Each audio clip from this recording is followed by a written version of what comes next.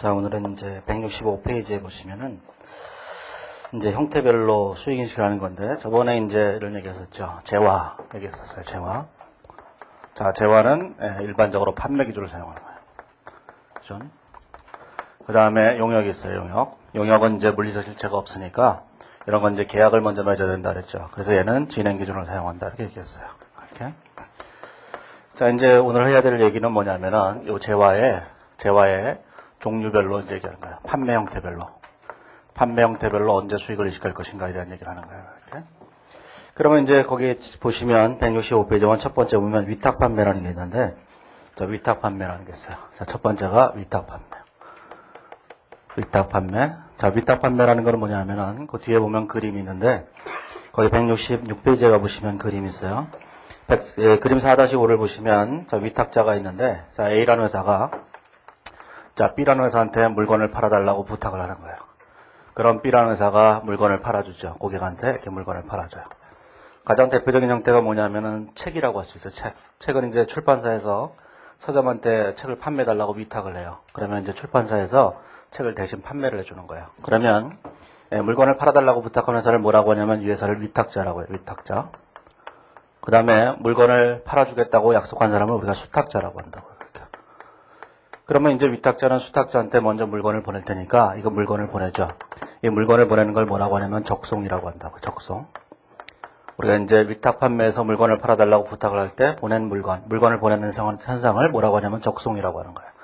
그래서 이제 A사가 B사한테 물건을 보낼 때 그걸 적송이라고 하는데, 그래서 B사가 보유하고 있는 재고자산을 우리가 적송품이라고 한다고요. 적송품. 이 B사가 보유하고 있는 이 재고자산이 있어요. 이거를 뭐라고 하냐면 적송품이라고 하는 거예요. 적송품. 이렇게 되는 거죠. 자, 그러면 이제 물건을 팔았으면 수익을 인식해야 되는데, 자, 수익을 언제 인식할 것이냐면, 수익은 무조건 B사가 고객한테 물건을 팔았을 때 수익을 인식하는 거예요.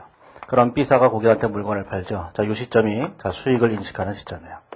수익 인식 시점은 언제냐면은, 자, 수탁자가 물건을 파는 시점이고, 그 다음에 위탁자가 수탁자한테 물건을 보내는 시점은, 요거는 수익을 인식하는 시점이 아니다. 이걸 꼭 기억을 하셔야 돼요.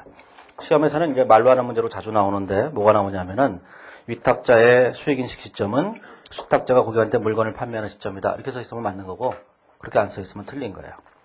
자, 그러면 이제 수탁자가 고객한테 물건을 팔죠. 자, 물건을 팔아요. 그러면 예를 들어 책이라고 그냥 가정을 해보세요. 그러면 책을 판매하게 된 책 판매 대금이 있을 거예요. 이렇게.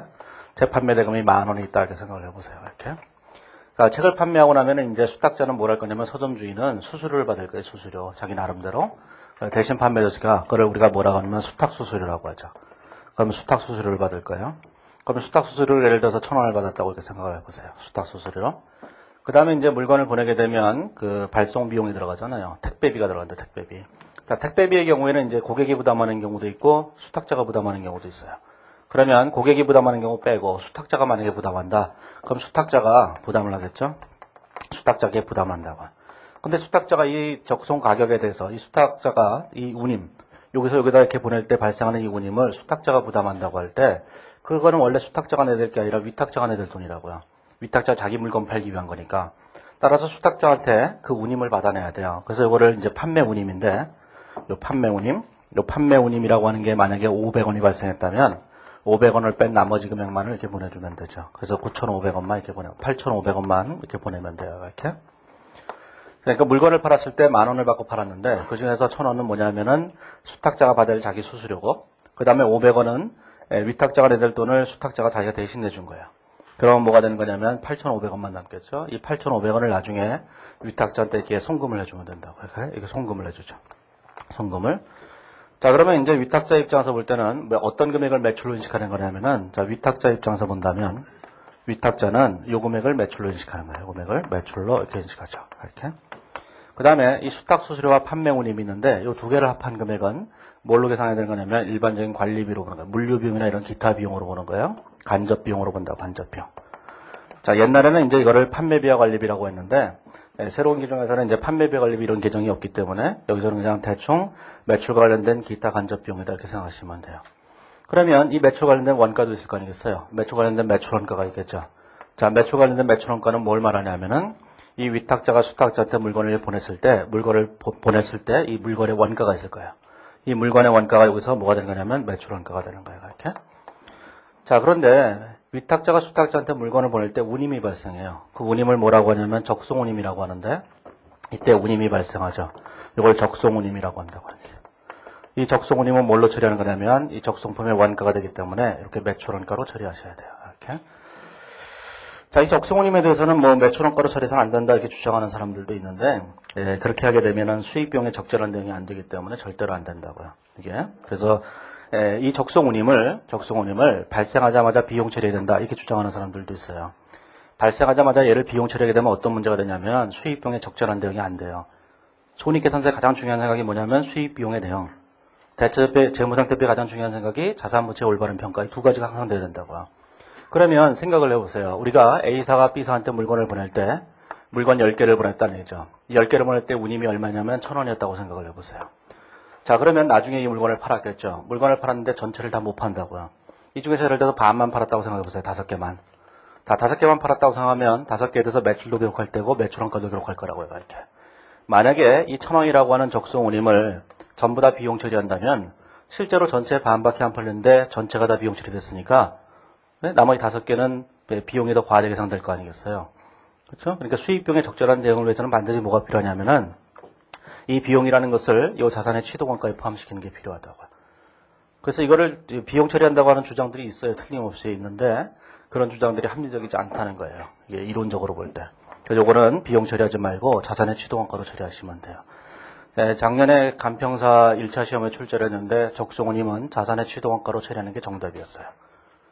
이의제기 했는데 비용 처리하겠다고 주장하는 사람들이 있었기 때문에 비용 처리한다고 주장하는 사람들이 이의제기했지만 뭐라고 결론 났냐면 이의 없음으로 끝났다고요. 그래서 취득원가로 처리하시면 돼요. 이게. 자, 그래서 이제 이렇게 처리하면 되는 거죠. 과정을 이렇게 보시기만 하면 돼요. 계산 문제로 낸 적도 있어요. 세무사 시험에 2000년 들어서 딱 한 번 계산 문제로 냈는데 간평사 시험은 우리하고는 좀 이게 수준이 좀 낮으니까 그렇다고 치고 회계사, 세무사 합쳐서 딱 한 번 출제를 했는데 그때도 적송운임은 취득원가였어요. 딱 한 번 계산 문제로 낸 적이 있고 대부분의 경우는 다 말로 하는 문제로 내요. 자, 그럼 이 생각을 해보세요. 여기는 판매운임이 있어요. 자, 이 판매운임을 과연 위탁자가 내야만 되느냐 안 하는 건데 수탁자가 내는 경우도 있어요. 수탁자가 내는 경우라면 어떻게 돼버리냐면 결론이 달라지지 않아요. 수탁자가 낸다고 결론 달라지지 않아요. 왜 달라지지 않냐면 이런 생각을 해보세요. 만약에 판매운임을 수탁자가 낸다 이렇게 생각을 하죠. 수탁자가 낸다고 생각하면 자, 수탁자 입장에서 볼 때는 판매 대금 중에서 이 판매운임을 빼고 보낼 것이 아니라 9,000원을 보내야 될 거 아니겠어요. 그렇게 생각되겠지만 만약에 우리가 이 B라는 회사가 고객한테 물건을 보낼 때 택배비가 발생하는데 이 택배비를 만약에 A사가 부담한다 이렇게 얘기한다면 판매 수수료도 수탁 수수료로 10%를 받을 거라고요. 그런데 만약에 이 적송운임을 요 운임을 만약에 B사가 부담하라 이렇게 얘기한다면 B사는 얼마를 받을 거냐면 15%를 받을 거예요. 수수료로. 이거 우리가 G마켓을 생각해보세요. G마켓 이렇게 생각하세요. G마켓 소녀시대도 가는 마켓이잖아요. 또 이해가 안 되는군요. G자는 지지지지 그런 애 있잖아요. 거기가 자주 가는 마켓이에요. 그러면 이게 G마켓에 가보면은 이런 거 나오잖아요. 물건을 사는 데 있어서 어떤 물건을 산다 이렇게 생각해보세요. 산 거 사면은 자 10,000원 이래놓고 뭐라고 써요? 택배비 무료 이렇게 돼 있죠. 이렇게 생각했어요. 그렇죠? 그 다음에 또 하나가 있어요. 이렇게 자 9,000원 이렇게 되고 이런 거 있잖아요. 택배비는 고객 부담 이렇게 되는 거 있잖아요. 택배비가 1,000원이에요. 그러면 이렇게 하나 이렇게 하나 결국은 똑같은 거잖아요. 그렇죠? 그런 똑같은 거예요. 그러니까 이 문제에 따라서 이 판매 운임을 자, 이 사람이 부담한다 이럴 수도 있고 이 사람이 부담한다 이럴 수도 있겠지만 우리가 보기에 따라서 달라 보일 뿐이지 실제로는 이렇게 부담하나 이렇게 부담하나 남는 건 8,500원일 거예요. 틀림없이. 그렇죠? 이 수수료가 올라가느냐 내려가느냐 차이일 뿐이니까. 그렇죠? 그런 생각만 하시면 돼요. 그 그림을 한번 잘 보시고 뭐든지 보실 때 그림으로 기억하시는 게 제일 좋으니까 그림의 이 상황을 기억하시는 게 제일 좋아요. 앞에 그 파란색 글씨들로 쭉 써놨는데 그걸 한번 읽어보시고 따라서 언제나 수익인식 시점은 언제냐? 수탁자가 고객한테 물건을 판매하는 시점이 수익인식 시점이다. 자, 그리고 이 수탁자는 뭘 수익으로 인식하느냐? 수탁자는 요것만 수익으로 인식하는 거야. 수탁수수료만 수익으로 인식하는데 그건 어제 저번 주에 했던 얘기인데 어디에 있었냐면은 거기 있었어요. 거기 그 160페이지에 보시면 160페이지에 보시면 그 그림 4-3 바로 위에 보시면 파란색 글씨로 되어 있던 거 있었어요. 160페이지 그림 4-3 바로 위에 보시면 대리인인 기업이 받는 수익은 수익이 아니다. 그게 여기서 얘기하는 수탁수수료예요. 이게 그걸 기억하시기만 하면 되죠. 자, 그러면 이제 거기 있는 그 166페이지 예제 1번을 한번 보시고, 자, 요구사항 1번을 보시면, A사가 위탁 판매로 인식할 매출 총이익과 2009년 12월 31일 현재 적송품으로 보고할 금액이 얼마인가 이렇게 물어봤는데, 자, 166페이지를 보시면 A사가 B사한테 물건을 보냈어요. 자, 물건을 보냈는데 몇 개를 보냈냐면 물건 10개를 보냈죠. 이렇게 그림을 이렇게 보시면, 자, 이제 물건을 몇 개를 보냈냐면 물건을 모두 10개를 보냈어요. 자, 10개를 보냈죠. 10개를. 10개를 보냈어요. 자, 그런데 개당 얼마짜리냐면 개당 5만원짜리를 보냈죠. 자, 개당 5만원짜리야. 개당. 자, 개당 5만원짜리를 보냈는데 발송운임으로 2만원이 들어갔죠. 2만원이 얘가 적송운임인가요? 적송운임. 이렇게 된 거죠. 이렇게. 자, 그런데 얘를 팔았는데 몇 개를 팔았냐면 다 팔지 못하고 7개밖에 못 팔았어요. 그래서 위탁 판매에 관한 그 자료가 통보가 됐는데 팩스로 왔는데 그 밑에 박스를 보시면 그 그림이 있죠. 위탁 판매에 관한 건을 보시면 판매 금액이 49만원이야. 자, 일단 A사의 입장에서 볼 때, 자, 매출액을 기록해 보세요. 자, 매출액이 얼마냐면 49만원인 거예요. 이렇게. 자, 7개를 팔았죠. 7개를. 자, 이제 매출원가를 계산하셔야 돼요. 자, 매출원가는 얼마가 되냐면은 이렇게 되는 거예요. 매출원가란, 자, 10개 중에서 7개 팔았잖아요. 그러면 이렇게 계산되겠죠. 자, 7개 곱하기 개당 5만원 이렇게 계산될 거예요. 이렇게. 자, 그 다음에 뭐가 될 거냐면 적송운임이 2만원이 들어가잖아요. 자, 적송운임이 2만원이 들어가는데 2만원을 계산해보면 10개에 대한 적송운임이니까 7개 이렇게 계산하시면 돼요. 이렇게. 자, 그럼 이걸 계산해보시면 답이 얼마가 되냐면 거기 보시면은 36만 4천원이 되죠. 이렇게. 자, 그러면 답이 될 거예요. 매출 총이익이 12만 6천원이에요. 이렇게. 그렇죠? 자, 이 적송운임을 만약에 적송운임을 전부 다 비용 처리한다고 생각해 보세요. 전부 다 비용 처리하면 안 된다 그랬잖아요. 왜 안 되는가? 수익 비용 대응의 원칙 때문에 안 되는 거예요. 자, 이걸 전부 다 비용 처리하게 되면 10개분이 다 여기에다 비용 처리되겠죠. 10개분이. 그러면 내년도가 되면 나머지 3개 팔았을 거 아니겠어요. 나머지 3개 팔 때 개당 얼마에 팔아요? 거기 보시면 7개를 개당 7만원에 팔았으니까 내년도가 되게 되면 내년 7만원에 3개를 팔겠죠. 이렇게. 그러면 21만원어치 팔잖아요. 이렇게. 그럼 매출원가가 얼마냐면 매출원가가 자, 3개를 개당 얼마짜리예요? 5만원짜리잖아요. 이렇게. 그렇죠? 그러면 생각을 해보면 자, 이 5만원짜리 요 3개하고 여기는 7개하고 10개를 발송하는데 2만원이 들었는데 2만원을 전부 다 여기에 비용으로 처리하게 되면 여기 비용으로 처리될 금액이 없잖아요. 그러면 수입 비용에 적절한 대응이 안 되는 거예요. 그래서 적송운임은 다 비용 처리하면 절대로 안 되는 거라고요. 네? 이해하시겠죠? 왜 비용 처리하면 안 되는지? 그래서 회계에서 가장 중요한 개념이 뭔가 수입 비용에 적절한 대응하고 그 다음에 자산부채 올바른 평가하고 딱 2개예요. 지금 이 챕터에서 제일 중요한 건 뭐냐면 수익 비용에 적절한 대응이에요. 수익에 관한 얘기를 하고 있는 거니까. 자, 그걸 생각을 해보셔야 돼요.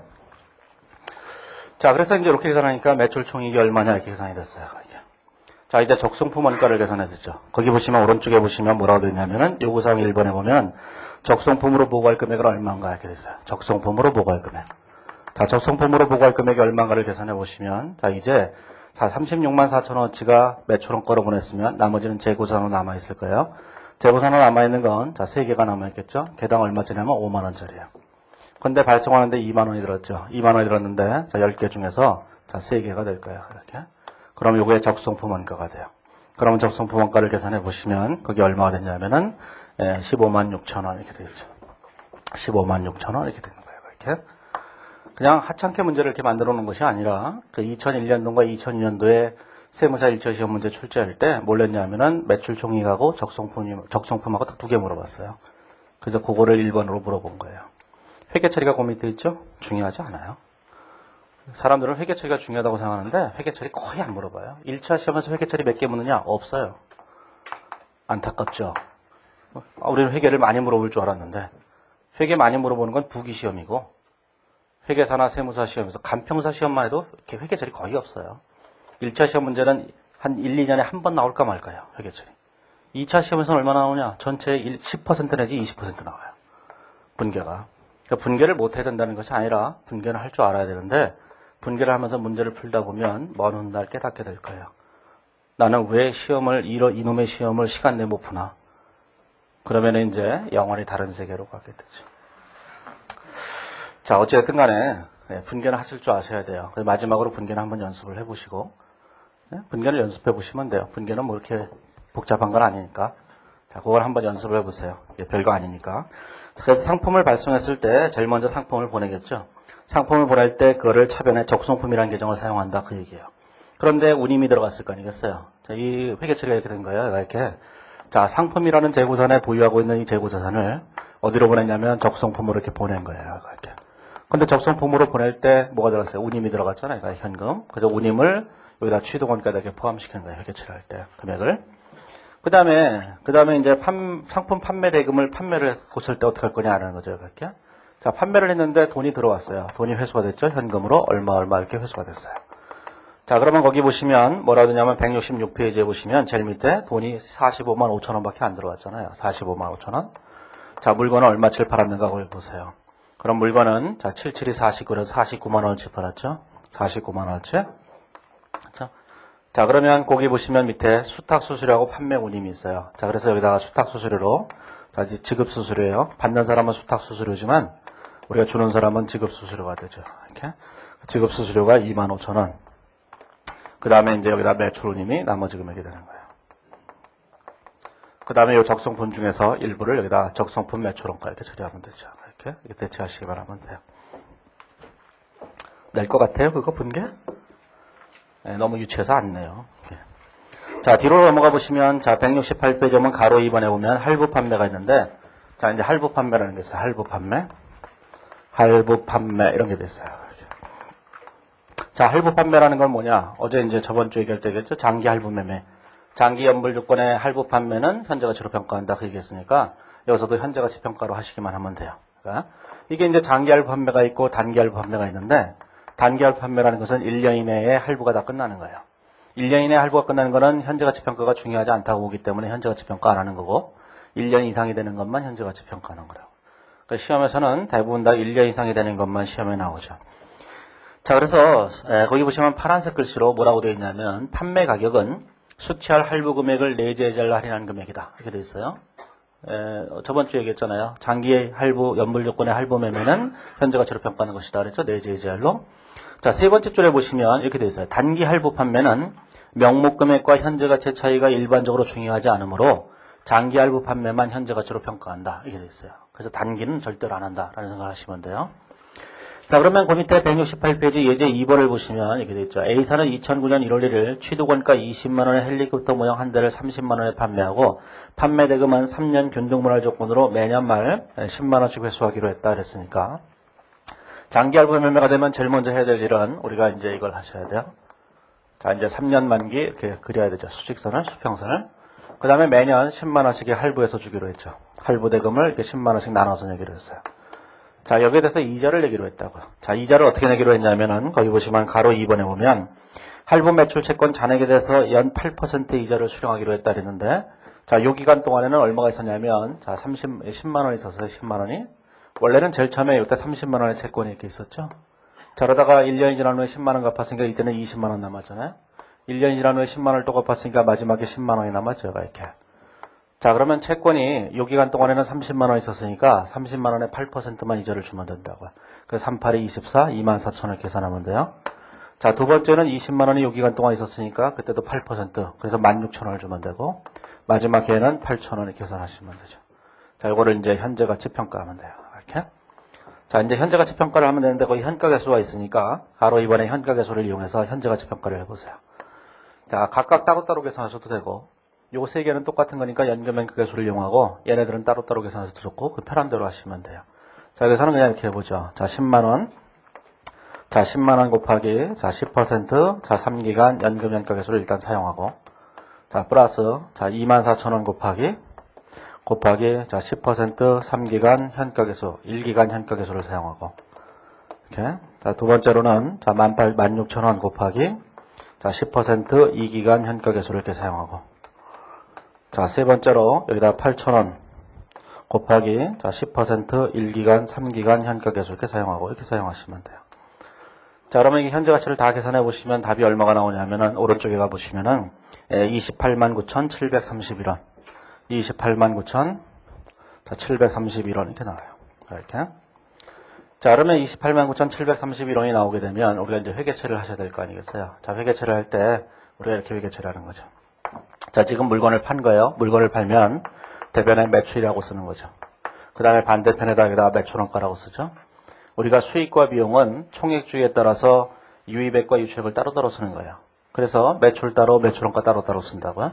이게 차익과 차손이다 그러면 네팅해서 쓰는 것이고, 저번에 했던 장기현물 조건의 매매 거래선 토지 같은 우리가 재고자산이 아닌 걸 얘기했으니까 이 두 개를 네팅해서 유형자산 처분에 이렇게 쓴 거고, 지금 여기서는 재고자산 얘기를 하는 거니까 매출과 매출원가를 나눠서 쓴 거예요. 그래서 문제를 보시면서 얘가 재고자산을 말하는 건지 유형자산을 말하는 건지 구분을 해야 된다고 이게. 그 이제 시간이 지나면 자동적으로 구분이 돼요. 처음에는 아무 구분도 안 돼요. 이놈의 헬리콥터가 재고인지 유형자산인지 구분이 잘 안 되는데 시간이 지나면 다 자동적으로 구분이 돼요. 예? 자, 그러면 이제 그걸 계산해 보면 자 이제 얼마가 되겠냐면은 289,731이 됐죠? 그럼 매출액이 289,731이에요. 현재 가치 금액이 이렇게. 자, 그런데 여기다가 뭘 써야 되냐면 장기성 매출 채권이라고 써야 돼요. 장기성 채권을 뭐라고 쓰냐면 여기다 써야 될 금액은 뭐만 써요? 명목 금액만 갖다 쓰는 게 언제나? 언제나 요것만 갖다 쓰는 거예요. 명목 금액이 한만 갖다 쓰는 것이지 표시자는 갖다 쓰는 것이 아니다. 생각하셔야 돼요. 그럼 여기 얼마 되세요? 여기 30만 원 이렇게 되죠. 자, 그럼 여기다가 나머지 금액을 여기다 현재 가치 할인 차감이라고 이렇게 쓰는 거예요. 그러면 얼마 되냐면 자 1269원 이렇게 되죠. 이렇게 현재 가치 할인 차감이. 자, 매출원가는 이제 원가 부분이 있으니까 원가 부분을 갖다 쓰면 되는데 취득 원가가 20만 원이니까 여기다 갖다 쓰면 되죠. 자, 재고자산을 여기다 20만 원짜리를 매출원가를 이렇게 보내주시면 돼요. 이렇게 20만 원을 이렇게. 자, 그러면 이제 여기서 중요한 것이 이제 매출액이 얼마냐가 제일 중요한 거고. 자, 매출을 제일 처음에 기록하고 나면 그 다음에 중요한 거는 뭐냐면은 요거예요.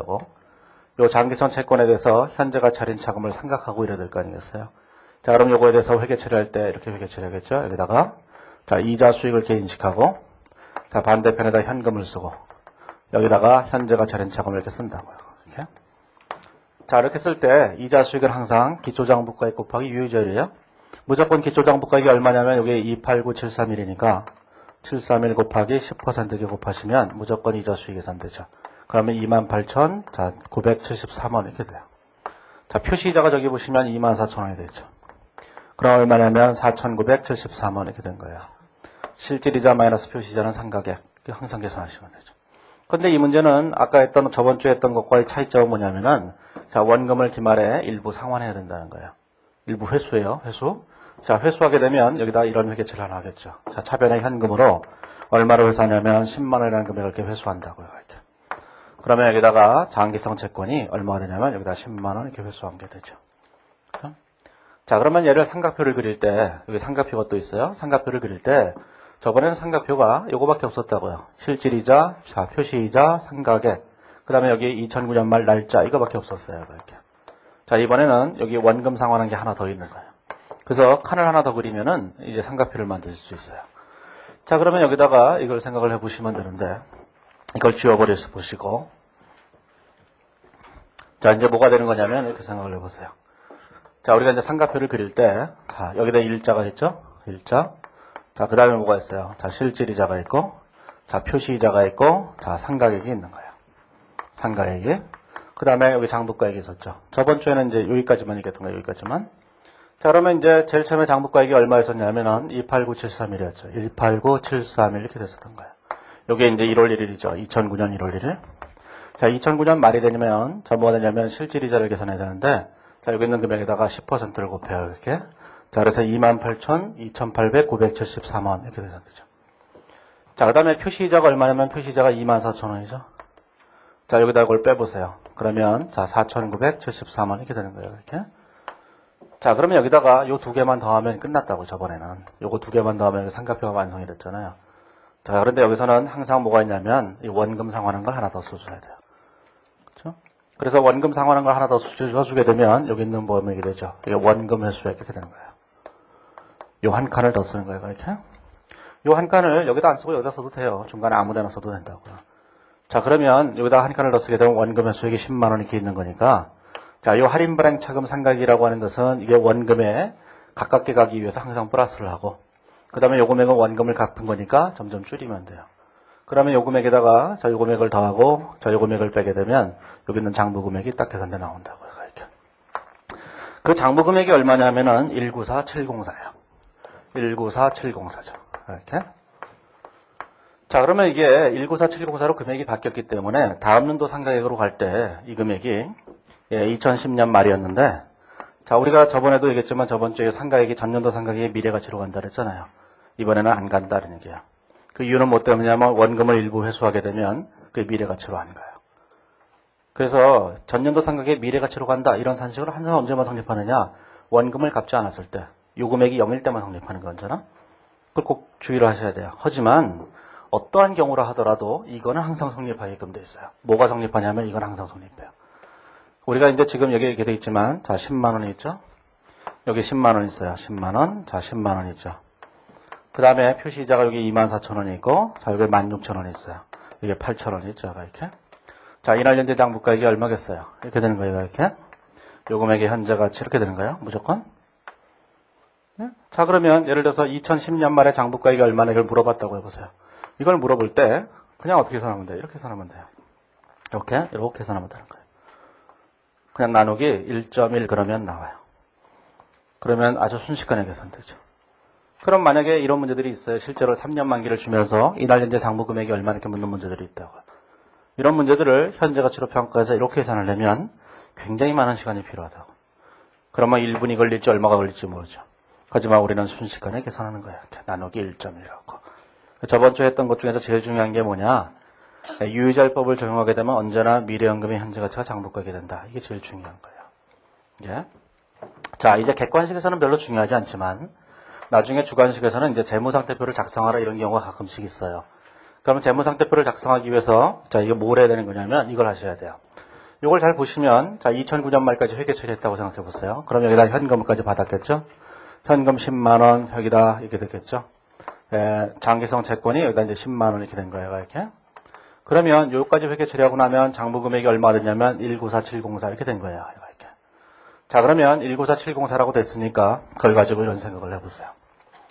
자, 지금 이 이제 명목 금액이라고 있어요. 액면 금액이라고 하는 명목 금액과 자, 현재 가치 할인 차금이 있고 요 두 금액을 현재 가치로 평가한 금액이 지금 얼마가 됐냐면 194704 이렇게 되는 거예요. 지금 이렇게 돼 있어요. 자, 명목 금액이 지금 20만 원이고 자, 표시 현재 가치 할인 차금이 얼마 되냐면 5,296원 이렇게 되는 거예요, 지금. 그래서 194704라고 이렇게 돼 있어요. 이거 이해하시겠죠, 이렇게? 자, 그런데 이 명목 금액 중에서 10만 원은 언제 만기가 도래하냐면 2010년 12월 31일 날 만기가 도래하는 거예요.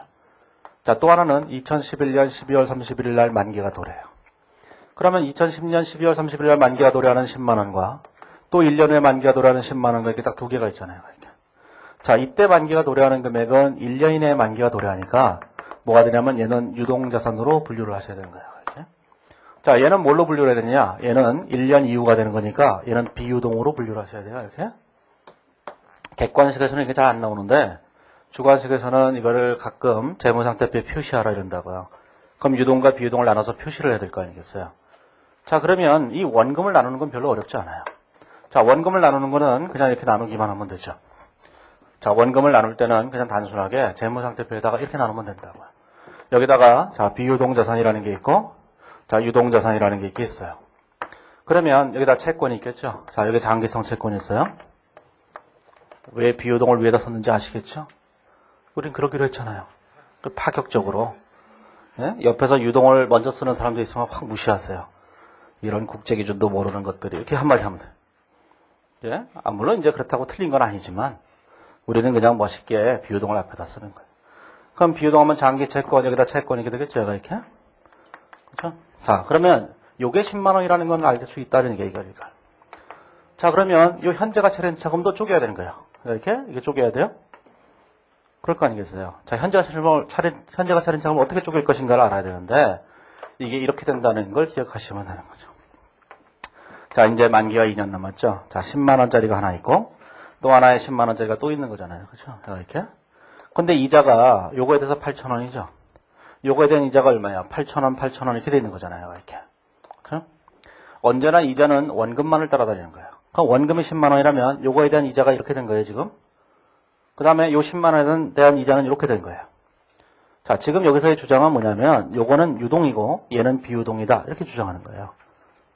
언제나 유동과 비유동을 나눌 때는 현금 흐름을 가지고 나누는 것이 아니라 원금이 언제 만기가 도래하느냐를 가지고 나누는 거라고요. 자, 그래서 원금이 내년도에 만기가 도래하는 얘는 유동이고 자, 원금이 2년 후에 만기가 도래하는 얘는 비유동이에요. 그러면 이자는 어떻게 되느냐? 원금만 따라다닌다고 항상. 그죠? 원금만 따라다니는 게 원금만. 그러니까 요만큼은 뭐가 돼요? 요만큼은 비유동, 요만큼은 유동 이렇게 되는 거죠. 그러면 이 전체적인 5,296원에 대한 현재 가치 할인 차금 중에서 유동 항목으로 분류할 금액과 비유동 항목으로 분류할 금액이 얼마인지를 계산해야 될 거 아니겠어요? 어떻게 계산하냐면은 자, 요 금액을 현재 가치로 평가한 금액이 여기 있는 유동 자산에 있는 요 금액으로 보고가 될 금액이 돼요. 언제나.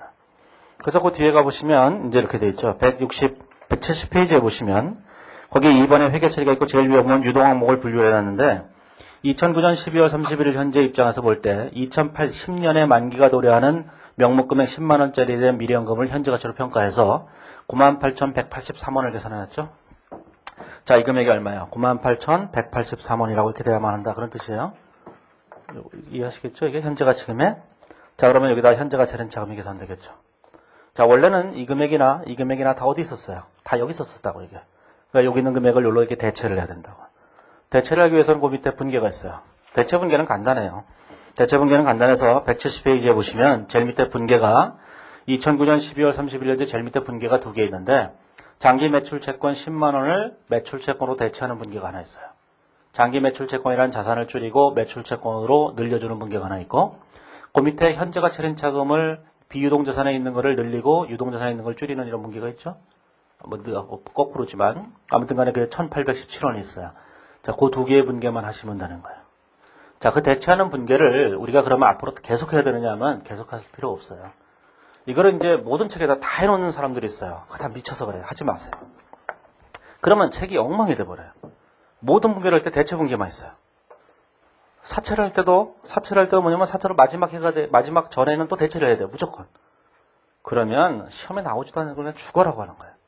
이렇게 비유동 항목 중에서 1년 이내에 만기가 도래하는 것들은 전부 다 유동으로 이렇게 대체를 해야 되는데 대체하는 거는 나중에 재무제표 작성할 때만 하시면 돼요. 그러니까 나중에 주관식 시험 문제에서 재무제표 공표하라 그러다가 혹은 또 다른 얘기를 할 때 예를 들어서 유동 항목으로 대체를 해봐라 이런 얘기를 할 때만 대체하면 되고 그 외에는 대체할 필요 없어요. 그래서 이 세상에 있는 중급 회계 책들은 그런 대체 분기를 모두 다 해놓은 책들도 있고 또 많은 책들은 하나도 안 해놔요. 대체 분계를 거의 안 한다고 이게. 왜냐하면 나중에 재무제표 작성할 때만 하면 된다 이런 생각을 갖기 때문에. 그래서 평상시에 이거를 대체하는 분계를 수도 없이 하면은 뭐 나쁘지는 않지만 팔만 아파요. 아무도 묻지는 않는데. 우리는 뭐예요? 물어보는 것만 답하면 되는 거잖아요. 묻지도 않는 걸 뭐하러 답해요? 근데 누가 뭐라고 얘기하면 옆에서 그러잖아요. 누가 물어봤어? 이러잖아요. 그러니까 물어보는 것만 답하면 된다고요. 물어보지 않는 건 답할 필요 없어요. 그래서 이렇게 대체하는 방법은 알고 계셔야 되지만 우리 평상시에 연습할 때 대체할 필요는 없어요. 예? 그래서 이런 것들은 객관식에 나오지도 않아요. 객관식에 가끔씩 동그라미 1번, 동그라미 2번 그러면서 유동항목으로 분류할 금액이 얼마다 이렇게 써주는 경우가 가끔씩 있는데 10년에 한 번 나올까 말까 하다고요. 그런 거 신경 쓰지 마시고 대체하는 건 있어야 된다. 하지만 대체할 필요는 없어요. 문제 풀 때. 예? 평상시에는 대체하실 필요 없어요. 그래서 여기서만 대체해놨고 이 뒤에 어디에도 대체 안 해놨어요. 이제 이 책은 더 이상 대체라는 게 없어요. 대체는 이제 어디서 연습하면 되느냐.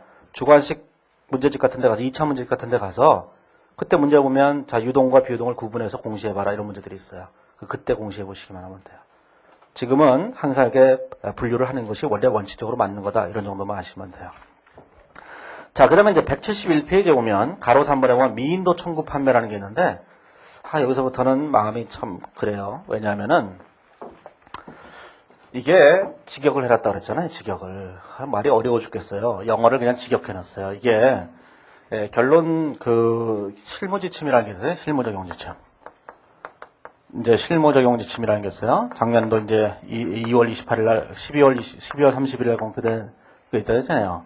이 실무적용지침을 번역해 놓은 거에 따르면 여기 있는 얘기들이 쭉 쓰여져 있는 거예요. 영어를 직역해놔서 좀 우리나라처럼 좀 의역을 해놨으면 좋았을 텐데 의역을 해놓으면 국제기준이 아니라 그랬잖아요. 그러니까 직역을 해놔갖고 어떻게 해요? 시험 문제를 내고 그 말 그대로 낼 테니까 좀 이게 무슨 뜻인지 이해하기 어렵다 하더라도 어쩔 수 없어요. 그냥 그대로 하는 수밖에. 출제자는 틀림없이 걸고 똑같이 낼 거라고요. 예? 자, 그래서 거기 보시면 미인도 청구 판매라는 말이 있어요. 자, 미인도 청구 판매라는 게 뭐냐면은 미인도 청구 판매는 재화의 인도가 구매자의 요청에 따라 지연되고 있으나 구매자가 소유권을 가지며 대금 청구를 수락하는 판매를 말한다. 그러니까요.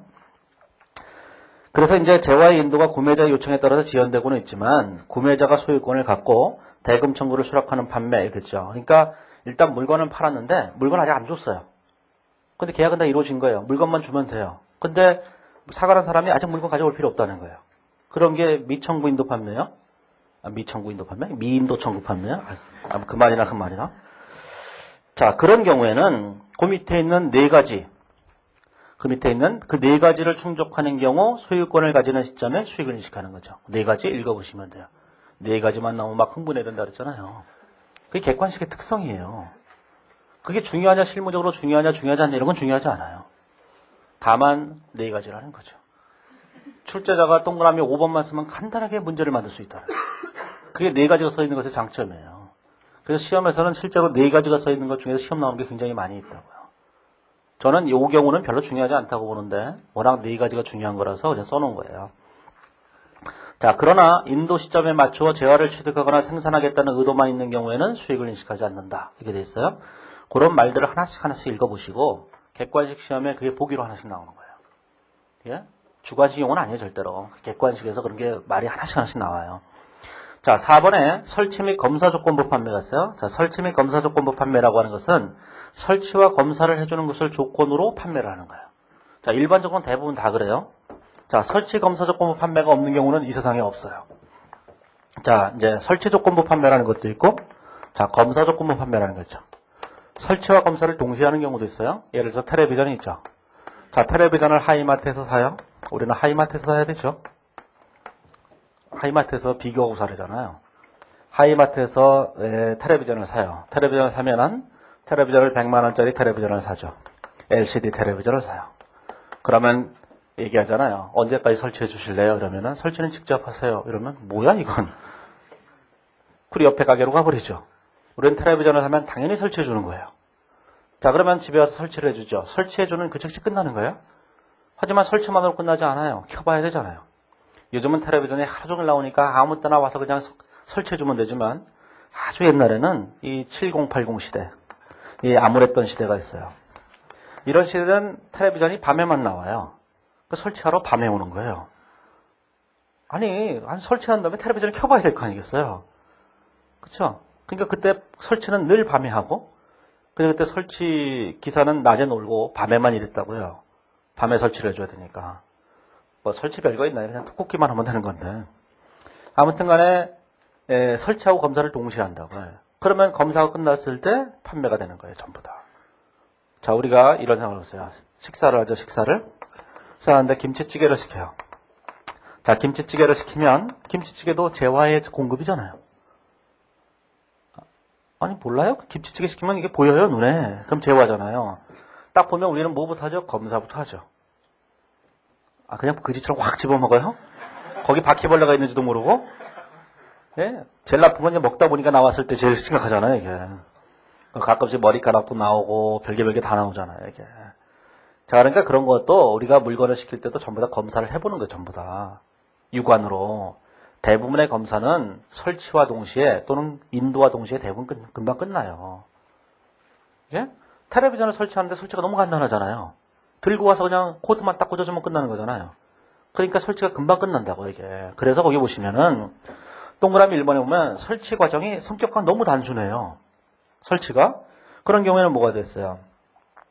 거기 보면 자 공장이나 거기 뭐라고 되어 있냐면은 첫 번째 문단에 이렇게 되어 있죠. 가로 4번의 첫 번째 문단을 보면 보통 구매자가 재화 인도를 수락하고 설치와 검사가 완료될 때 수익을 인식하는 게 무조건. 그런데 다음의 경우에는 인도를 수락했을 때 즉시 수익을 인식한다 그 얘기예요.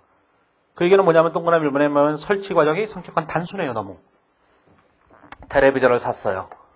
텔레비전 샀는데 1999년 왜 이래? 2009년 12월 31일 11시, 밤 11시에 샀어요. 11시 59분에 샀어요. 그리고 계약서를 썼어요. 설치를 아직 안 해줬잖아요. 그럼 하이마트에서 매출로 인식할 건가 말 건가 생각을 해보세요. 설치가 너무 단순하잖아요. 그래서 매출로 인식한다. 그런 뜻이에요. 이게. 그 얘기예요, 이게. 그래서 거기 텔레비전 수상기가 이렇게 나오잖아요. 자, 동그라미 2번에 보면 이미 결정된 계약 가격을 최종적으로 확정하기 위한 목적으로 검사가 수행되는 경우, 무연탄이나 곡물 등을 인도하는 경우 이렇게 됐죠. 검사라는 것 자체가 최종적으로 그냥 계약 가격을 최종적으로 결정하기 위한 목적으로만 검사가 행해진 경우, 그런 경우에는 즉시 재화 인도를 수락한 시점에 수익을 인식한다. 그런 뜻이에요. 자, 그 두 가지를 꼭 읽어보셔야 돼요. 그 두 가지인 경우는 즉시 인식하고, 두 가지를 제외한 나머지는 설치와 검사가 끝났을 때 수익을 인식하는 것이다. 그게 시험 문제로 나오는 거예요. 말로. 자, 그 다음에 다섯 번째 보시면 가로 5번에 제한적인 반품권이 부여됐다라는 건데, 반품 가능성을 예측하기 어렵다면 구매자가 공식적으로 재화의 선적을 수락한 시점이나 재화를 인도받은 후 반품 기간이 종료된 시점에 수익을 인식한다. 이렇게 되어 있는데, 반품권이 부여되어 있어요. 반품권이 부여되어 있다는 얘기는 이런 뜻이죠. 물건을 팔면서 반품할 수 있다, 이런 조건으로 파는 거예요. 그게 이제 반품권이에요. 반품권. 그런 걸 이제 반품 조건부 판매라고 하는데, 조건부 판매라고 하는데, 이게 이제 의역하면 안 되니까 직역을 해서 제한적인 반품권이 부여된 판매, 이렇게 직역해 놓은 거예요. 전부 다. 그래서 국제기준은 다 직역돼 있어요. 의역이란 거 없어요. 그래서 우리가 참 이해하기 어려운 문구들이 있는데, 자, 이런 경우에는 반품 조건 판매인 경우에는 거기 뭐라고 되어 있죠? 반품 가능성을 예측하기 어렵다면 이렇게 되잖아요. 그럼 예측할 수 있다면 있을 거 아니겠어요? 자, 반품 가능성을 예측할 수 있다면 이렇게 됐죠? 예측 가능한 경우와 예측할 수 없다면 이렇게 되어 있는 거잖아요. 그렇죠? 자, 예측할 수 없다면 거기서 있잖아요. 예측할 수 없다면 공식적으로 재화의 선적을 수락한 시점이나 재화를 인도받은 후 반품 기간이 종료된 시점에 수익을 인식하는 것이다. 자, 반품 기간이 종료되거나 물건을 사가는 사람이 수락했을 때 그때 인식하는 거예요. 반품 안 하겠다고 딱 정한 거예요. 반품 기간이 종료되면 더 이상 반품할 수가 없잖아요. 그 다음에 수락했다는 얘기는 뭐냐면 반품 안 하겠다고 약속한 거예요. 됐다 이제 이렇게. 그런 경우에는 수익을 인식하는 거죠. 그때. 그런데 반품을 예측할 수 있다면 이게 무슨 뜻이겠어요? 여기는 기준에 없어요. 그러면 이거에 따라서 추정해 보건데 뭐예요? 그냥 수익을 인식하면 된다 이런 뜻이잖아요. 그렇죠? 그냥 수익을 인식하면 된다는 거예요. 자, 수익을 인식하는 거예요. 자, 수익을 인식하죠. 그러면 수익을 인식하면 그냥 100% 다 인식하고 끝내는 건가? 아무 얘기 없어요. 그 이상 얘기할 수 없다. 우리나라에서는 이거에 대해서 반품 예상액에 대해서 충당부채를 인식하고 막 이러는데 우리나라 기준에 그런 게 없어요. 국제 기준에는. 그래서 여기서 그냥 끝내야 돼요. 국제 기준에서는 반품 충당부채를 계산하라는 말이 없다고요. 그래서 공인회계사에서 나와 있는 그 IFRS 국제회계 기준 메뉴 적용 매뉴얼이라고 하는 책에는 충당부채를 계산하지 않는 것이다 이렇게 나와 있어요. 수익에서 빼지 않고 그냥 단순하게 부채만 계산하는데 그게 뭔지는 잘 모른다 이렇게 돼 있어요. 그러니까 모르는 걸 할 필요는 없다 그런 얘기예요. 이게 이제 명쾌하지 않으니까 이제 들으시는 분들 입장에서 볼 때는 야, 왜 저렇게 명쾌하지 않아? 국제기준은 그렇게 워낙 자율성을 강조하는 거예요. 이래도 되고 저래도 되고 이래도 되고. 그런데 구체적으로 정해놓지 않았는데 우리가 그걸 미리 정해갖고 그걸 이렇게 하자 저렇게 하자 정할 필요는 없다고요. 그래서 그런 걸 강의하지 않는 거예요. 물론 제 나름대로의 생각이 있을 수도 있어요. 하지만 그런 게 시험에 나오는 게 아니거든요. 이 강의는 저의 회계적 사상을 여기 계신 분들에 설파하는 게 아니에요. 종교를 하나 만드는 게 아니라고요. 그냥 국제회 기준에 대한 그냥 설명을 하는 것일 뿐이에요.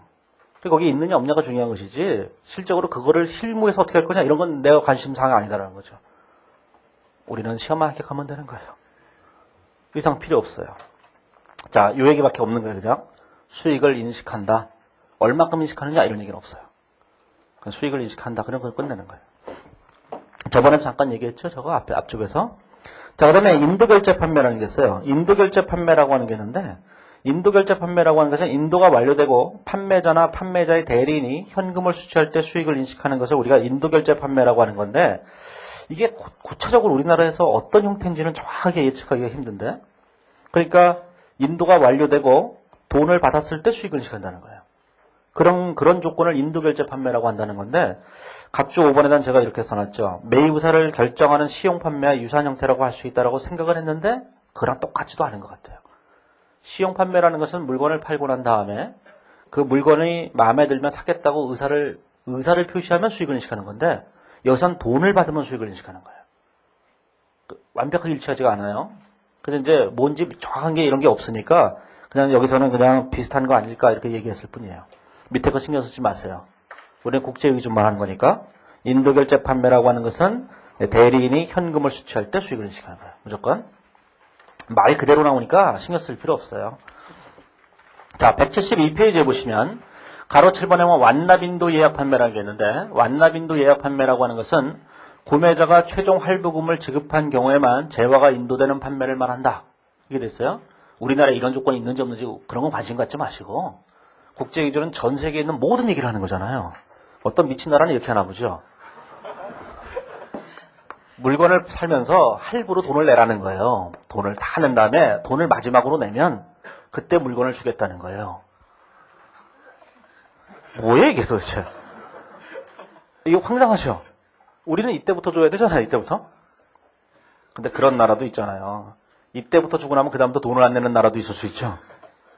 이 나라는 완납이 더 중요한 거예요. 그러니까 우리나라에 없을 수도 있어요. 이런 형태가. 그래서 이해하기 어려울 수 있는데 그런 경우에는 재화를 인도하는 시점에만 수익을 인식하는 거예요. 무조건. 그게 완납인도 예약 판매라는 거예요. 그러나 경험상 대부분의 그러한 판매가 성사되었다고 보이는 경우 재화를 보유하고 있고 재화가 식별되며 구매자에게 인도할 준비가 되어 있다면 유의적인 금액의 예치금이 수령되었을 때 수익을 인식할 수도 있다. 이렇게 돼 있죠. 그러니까 예를 들어서 완납 인도 예약 판매라고 하는 것은 완납이 되고 재화를 인도했을 때 수익을 인식해 주는 건데 그 바로 다음 문장은 뭐라고 되어 있냐면 경험상 대부분의 그런 판매가 늘 성사가 돼요. 그러면 유의적인 금액의 금액을 수취했다는 얘기는 중요한 유의적인 이게 significant라고 하는 건데 이 번역을 이거를 이제 유의적이라고 번역했어요. 유의적인이라고 번역했어요. 이 영어로 이제 material이라는 게 있는데 이거를 이제 중요한이라고 번역했다고.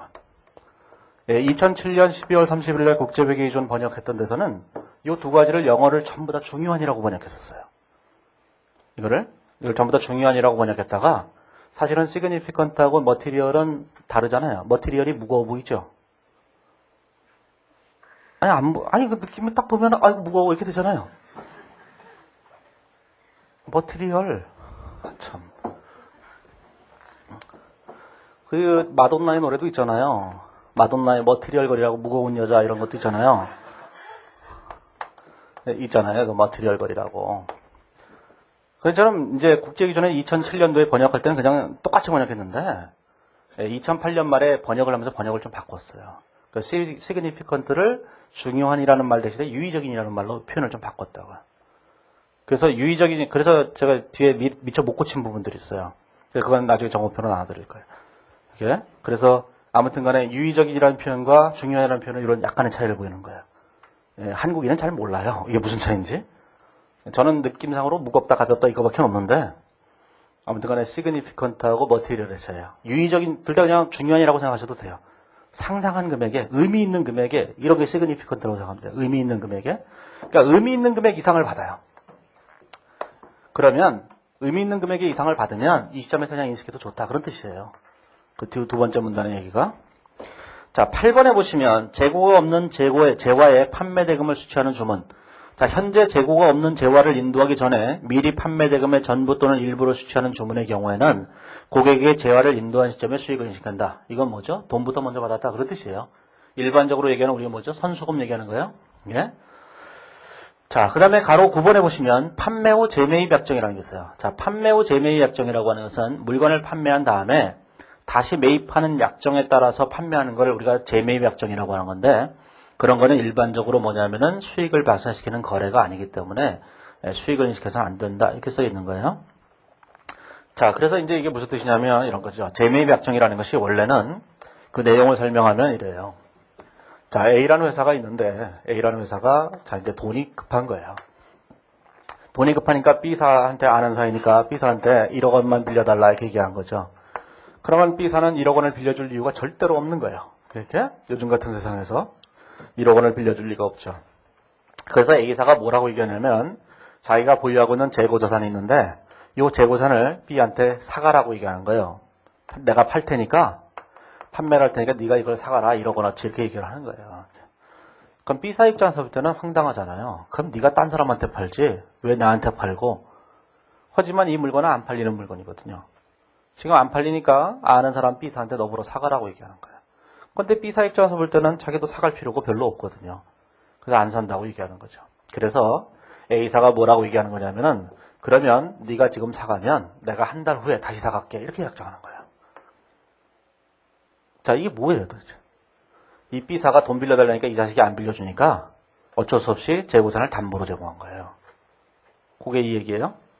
그러니까 우리 형식적으로는 물건을 팔고 다시 사주는 조건으로 물건을 팔았다고 생각하지만 원래 원천은 돈 빌리려고 그랬는데 돈을 안 빌려주니까 재고산을 그냥 담보로 맡긴 거예요. 그 얘기를 하는 거예요. 그 얘기를. 자, 그래서 이제 거기 밑에 파란색 글씨를 보시면 판매자가 소유에 따른 위험과 보상을 보유하고 있다면 수익을 발생시키는 거래가 아니다. 이렇게 돼 있죠. 그 얘기는 무슨 뜻이냐면은 판매자가 소유에 따른 위험과 보상을 다 갖고 있어요. 그 얘기는 뭐냐면은 이 재고산의 판매가가 뚝뚝뚝 떨어져서 이 거의 안 팔려요. 이제 쓰레기가 됐어요. 그럼 뭐가 돼요? A사가 반드시 사줘야 돼요. 그럼 위험을 다 부담하고 있는 거예요. 그렇죠? 보상이라는 건 뭐예요? 이게 막 폭등하고 있어요. 가격이. 지금 2억 원이나 돼요. 이제 너도 넣어서 하려고 그러죠. 그럼에도 불구하고 B사가 야 내가 산 걸로 할게 이럴 때 A사가 산 게 아니잖아 사실. 이렇게 하면서 서로 가져가는 거야. 이게 보상이죠. 보상을 자기가 다 갖고 있는 거예요. 그렇죠? 그러면 뭐예요? 결국은 이 회사 거잖아요. 그렇죠? 그러니까 법적 소유권은 여기에 있을지 몰라도 원래는 다 여기가 있는 거예요. 이게. 그 얘기를 하는 거예요. 이게. 자, 가로 10번에 보면 중개상에 대한 판매, 중간상에 대한 판매가 있는데 거기 보시면 유통업자, 판매자 또는 재판매를 목적으로 하는 기타 상인 등과 같이 중간상에 대한 판매에 따른 수익은 수익에 따른 위험과 보상이 구매자에게 이전되는 시점에 인식한다. 그러나 실질적인 대리인 역할만 한다면 이러한 거래는 위탁 판매로 처리한다. 이렇게 돼 있어요. 자, 이건 뭐냐면은 중간상에 대한 판매라고 하는 것이 있는데 이건 예전부터 굉장히 논란거리가 되었던 건데 이 구체적인 예를 안 들고 있어서 그렇지 이런 거예요. 저번에도 이제 백화점 얘기도 잠깐 했었죠. 그것도 위탁 판매고 G마켓 이런 것도 마찬가지예요. 자, G마켓 이런 데서도 우리가 물건을 고객이 회사가 G마켓에서 물건을 보내고 우리가 고객한테 다시 G마켓에 다시 물건을 보내거든요. 이렇게. 자, 이렇게 물건을 보낼 때 이 G마켓이라는 데가 단순하게 이게 중간상인 거예요. 중간상 여기서 말하자면 이게 단순한 대리인의 역할만 한다면 여기서 일로 보내는 건 수익이 아니다. 그런 얘기예요. 여기서 이렇게 보내는 게 수익이다. 그런 뜻이에요. 그러면 이게 단순하게 대리인 역할만 한다면 G마켓은 무슨 역할을 한 거냐면 아까 위탁 판매에서 수탁자 역할만 한 거예요. 그래서 수수료만을 인식한다. 그런 뜻이에요. 여기 가장 대표적인 것이 뭐냐면은 온라인 쇼핑몰, 그 다음에 종합상사, 그 다음에 백화점 이런 데가 예를 들 수 있어요. 그런데 국제위조는 구체적인 예를 안 들고 있기 때문에 우리가 예를 들어야 될 필요가 없다. 그런 뜻이에요. 이게 세월이 좀 지나서 몇 년 좀 지나야지만 구체적으로 이 적용되는 예가 모자란 게 하나씩 나올 텐데 옛날 기준에 따르면은 이제 예가 될 수 있는 게 온라인 쇼핑몰, 그 다음에 뭐가 있어요? 그 종합상사, 현대종합상사 이런 데들 있죠? 삼성물산 이런 데 그런 데들 말하는 거고 백화점 이런 데를 말하는 거예요. 자, 그래서 거기 보시면 그 말로만 그냥 읽어보시면 돼요. 자, 11번을 보시면 자, 출판물 이와 유사한 품목의 구독 이렇게 되는데 해당 품목의 가액이 매기 비슷한 경우에는 발송기간에 걸쳐 정액 기준으로 수익을 인식한다. 그러나 품목의 가액이 기간별로 다른 경우에는 발송된 품목의 판매 가액이 구독 신청을 받은 모든 품목의 총 판매 가격에서 차지하는 비율에 따라 수익을 인식한다. 이렇게 되어 있죠. 그럼 뭐 대단한 얘기가 아니라 출판물이에요. 출판물. 전기간행물이라고 생각하시면 돼요. 전기간행물이 있을 때 이게 이렇게 됐죠. 뭐 신디 더 퍼키 이런 거 있어요. 신디 더 퍼키 이런 잡지 있잖아요. 엘르 이런 것도 있고 강의하려면 별거 다 알아야 돼요.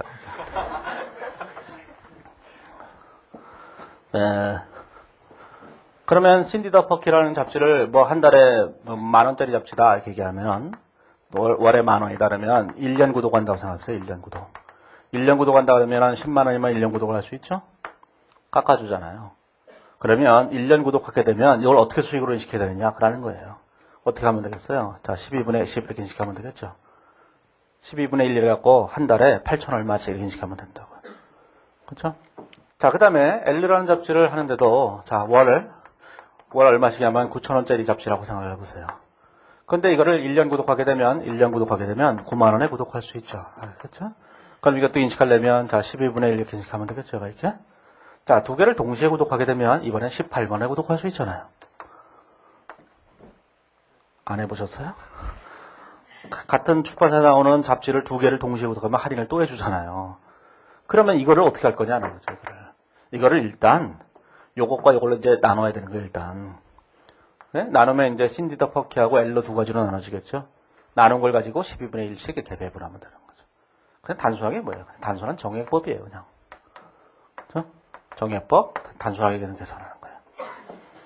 자, 여기서 이제 계산 문제로 나올 만한 건 별로 없어요. 제일 처음 했던, 제가 이제 위탁 판매를 통해서 계산 문제 잠깐 해봤죠? 그 외에 계산 문제로 나올 건 거의 없어요. 원래 예전에도 이 챕터에서는 거의 다 말로 하는 문제만 출제했기 때문에 말로 하는 게 제일 중요한 거예요. 그래서 그 제일 마지막에 오른쪽에 173페이지 표를 요약을 해놨어요. 나중에는 표를 요약된 것만 보셔도 상관없다고 생각을 해요. 이게. 자, 뒤로 넘어가 보시면, 자, 174페이지 오면 제3절에 용역의 제공이 있는데, 자, 용역의 제공에서는, 자, 인식 요건이라는 것에 대해서는 저번 주에 얘기했어요. 자, 용역 제공하실 때 인식 기준은 뭐였어요? 진행 기준이고, 진행 기준을 적용하기 위해서는 4가지 요건을 충족시켜야 된다, 이런 얘기 했었잖아요. 이런 4가지 요건을 충족시켜야 된다고 얘기했죠. 그렇죠? 자, 4가지 요건을 충족시켜야지만 우리는 인식 요건을 충족시킬 수 있다. 그래서 이제 거기 174페이지에 오면, 자, 가로 1번에 오면 경제적이게 높은 유익 가능성 이렇게 되는데, 이건 앞에서 얘기했던 얘기랑 똑같은 거예요. 재화의 판매에서도 이 경제적이게 높은 유익 가능성에 대해서 얘기를 했었잖아요. 경제적이게 높은 유익 가능성이 있어야 된다는 얘기는 우리가 진행 기준으로 수익을 인식한다고 할 때, 우리가 수익을 여기다 이렇게 인식해야 된다 그랬죠, 이렇게. 그러면 수익을 인식하기 위해서는 반대편에 어떤 자산이 써진다 그랬잖아요. 일반적으로는 매출 채권이라고 이렇게 써지겠죠, 이렇게. 매출 채권이라고. 자, 처음부터 얘가 경제적 유입 가능성이 만약에 높지 않다면 아예 인식할 수 없다. 세 번째 얘기했어요. 그런데 처음에는 경제적 유입 가능성이 높아서 수익으로 이렇게 인식을 했는데 시간이 지나고 보니까 이것의 회수가 불확실해졌다 이러면은 요거에 대해서 대손 충당금을 설정한다 이렇게 얘기했었잖아요. 그렇죠? 그 똑같은 문장이 그대로 쓰여져 있는 거예요. 예, 거기는 174페이지에는 가로 1번에 있는 그 파란색으로 써져 있는 문장이나 저번 주에 얘기했던 그 164페이지에 있는 가로 2번에 있는 파란색으로 써져 있는 거랑 똑같은 거예요. 그죠? 내용은 같아요, 기본적으로. 자, 175페이지에 보시면 가로 2번에 수익금액의 신뢰성 있는 측정이라는 게 있는데, 자, 수익금액을 신뢰성 있게 측정하기 위해서는 다음과 같은 취소 불능한 계약이 있어야만 한다라고 되어 있는데, 그거 한번 쭉 읽어보시면 하면 돼요. 따라서 이 용역을 제공할 때는 반드시 일반적으로 계약이라는 게 있어요, 반드시. 물리적 실체가 보이지 않는데 계약을 맺지 않고 먼저 만들어 놓을 수가 없다고요. 용역은 우리의 정신세계예요. 우리의 정신을 기쁘게 해주는 거예요. 정신을 기쁘게 해주는데 거기다가 미리 만들어 놓으면 재미가 없잖아요. 재미가 없는 게 아니라 아무도 안 사간다고요, 이게. 그렇기 때문에 미리 만들어 놓을 수가 없어서 계약을 먼저 하고 그리고 물건을 사갈 사람을 정해놓고 난 다음에 그 다음에 물건을 만들기 시작하는 거예요. 자, 세 번째, 거래 진행률이라는 게 있어요. 자, 진행률. 자, 진행률이 있어야 돼요. 자, 이게 용역 기준은 진행 기준을 적용하는 거죠. 자, 진행 기준을 적용하기 위해서는 진행률이라는 게 있어야 돼요. 진행률이라는 게 있어야 된다. 자, 요 진행률이라는 게 있는데 진행률은 뭘로 산정하는 것인가 하는데 수도 없이 많은 얘기들이 있어요. 거기 보시면 175페이지에 보면 동그라미 1번, 동그라미 2번, 동그라미 3번 이렇게 돼 있죠. 자, 다음 챕터에서 할 거예요. 5장에서 할 거예요. 5장. 5장은 진행 기준 천지예요. 진행 기준에 대한 얘기만 해요. 5장은. 5장에도 보면 얘기가 똑같이 나와요. 거기 보시면 뭐라고 되어 있죠? 파란색 글씨. 중도금이나 선수금은 진행률로 산정하는 것은 적절치 않다. 그거만 아시면 돼요. 그 다음 챕터에서 얘기할 거예요. 이게. 자, 가로 4번에 보면 용역 제공 거래 성과를 신뢰성에 추정할 수 없는 경우가 있어요. 그것도 다음 챕터에서 얘기할 거예요. 그러면 다음 챕터에서 얘기하는 우리가 건설계약이라는 게 다음 챕터인데 건설계약. 요 건설계약이라고 하는 다음 챕터가 있는데 요 챕터에서 나오는 모든 얘기는 여기는 용역 제공에 나오는 얘기랑 다 똑같아요. 그래서 거기 있는 175페이지에 있는 가로 4번에 있는 용역 제공 거래 성과를 신뢰있게 추정할 수 없는 경우라는 그 문장은 시험에 굉장히 자주 나오는 문장인데 나중에 이걸 공부하시면 자동적으로 아실 수 있기 때문에 여기서는 굳이 얘기할 필요 없는 거예요. 그러면 이중으로 얘기하기 때문에 이걸 하시면 자동적으로 아시게 돼요. 그게 무슨 뜻인지. 자, 그 다음에 이제 176페이지에 보시면, 자, 형태별 수익인식이 있는데 프랜차이즈 수수료가 있어요. 그러니까 국제기준에서는 프랜차이즈도 있어요. 근데 프랜차이즈가 여태까지 이 챕터에서 가장 시험에 많이 나왔던 거예요. 왜 그러냐면, 돌아다니다 보면 프랜차이즈 천지죠? 돌아다니다 보면 온통 프랜차이즈예요. 이 동네만 하더라도, 우리라는 프랜차이즈가 되게 많아요. 우리 경영 아카데미, 밑에 한우리 운동본부, 앞에 우리 슈퍼, 우리 서점, 저 밑에 우리 은행, 뭐 관련성이 있는지 없는지 모르겠지만 다 프랜차이즈잖아요. 예? 옛날에는 당도 하나 있었어요. 열리는 우리당이라고 이런 당도 있었는데 이 자식이 장사가 안 되니까 장사를 접었어요. 자, 이제 우리에게 가장 알려진 프랜차이즈는 이제 치킨집. 요즘 유행하는 훌랄라 치킨 이거 있잖아요. 모르세요? 훌랄라. 누구야? 걔가 나와서 얘기하잖아요. 누구야? 서인영이 나와서 인생 뭐 있어? 치킨이나 먹지? 이런 거. 아, 못 봤어요? 저는 못 봤는데 누가 그러던데? 아, 친구가 아니죠. 치킨집에 치킨집. 시험에서 한번 치킨집도 나온 적이 있어요. 치킨이 가장 대표적인 거니까. 보쌈집도 있죠, 보쌈. 놀부 보쌈 이런 거 있잖아요. 그렇죠? 이게 다 프랜차이즈야, 프랜차이즈. 자, 그래서 프랜차이즈가 우리에게 굉장히 익숙하다고요. 그럼 이제 사람들이 좀 오버하면 뭐 빕스 이런 데로 막 넘어가요. 그러시면 안 돼요. 이런 거는 프랜차이즈가 아니에요. 빕스는 자기네가 직접 하기 때문에 CJ에서 자기네가 직접 하는 거예요. 그런 건 프랜차이즈가 아니에요. 왜 직접 하겠어요? 돈이 되니까. 돈이 한다면 남한테 줘요. 돈이 되면 자기네가 직접 해요. 이게 프랜차이즈의 아주 본질이거든요, 이게. 그래서 빕스 직접 하는 거. 아웃백 스테이크 대부분 직접 해요. 물론 이제 프랜차이즈에서 준다고는 하는데 아무튼 그러면 돈이 많이 들겠죠. 우리에게 친숙한 건 치킨집일 뿐이에요. 자, 그러면 치킨집이 있어요. 뭐 훌랄라도 뭐든 있어요. 이렇게. 치킨집이 있죠. 그러면 이제 프랜차이즈를 할 때 거기 보시면 프랜차이즈 정의를 먼저 보시면 뭐 정의는 뭐 얘기해봤자 그렇지만 176페이지에 보시면 프랜차이즈 수수료는 기업이 일정한 지역에서 자기 상품을 독점적으로 판매할 수 있는 권리를 가맹점에게 주고 각종 경영지도 등의 용역을 제공하고 그에 대한 대가로 수수료를 수수하는 방식의 판매를 프랜차이즈라고 하는 거예요. 프랜차이즈가 되기 위해서는 기본적으로 일정 지역에 독점적으로 판매할 수 있는 권리를 줘야 돼요. 근데 안 그런 아주 거지 같은 프랜차이즈 업체들도 있어요.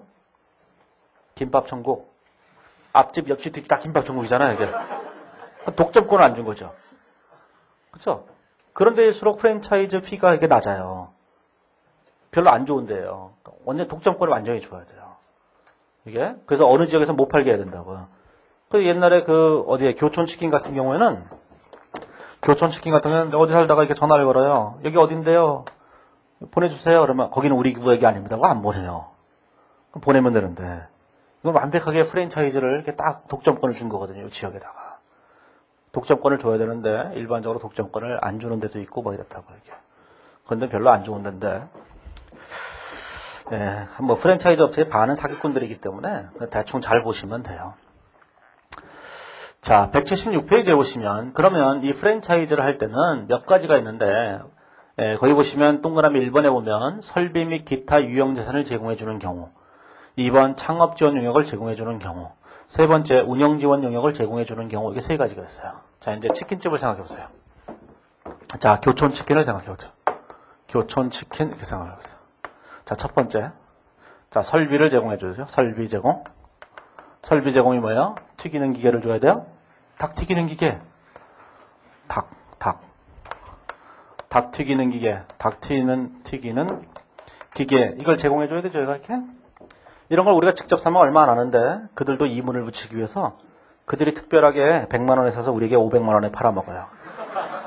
그게 이제 닭 튀기는 기계예요. 이 세상 어떤 사람도 우리에게 공짜로 뭘 주는 법이 없어요. 의구심을 가져야 돼. 누군가가 나한테 뭔가를 친절을 베풀면 거기는 음모가 있어요. 전부 다. 자, 두 번째. 창업지원 용역 수수료가 있어요. 창업지원 용역 수수료라고 하는 것은 창업지원 용역이라고 하는 것은 제일 처음에 창업을 했는데 뭔지 잘 모르잖아요.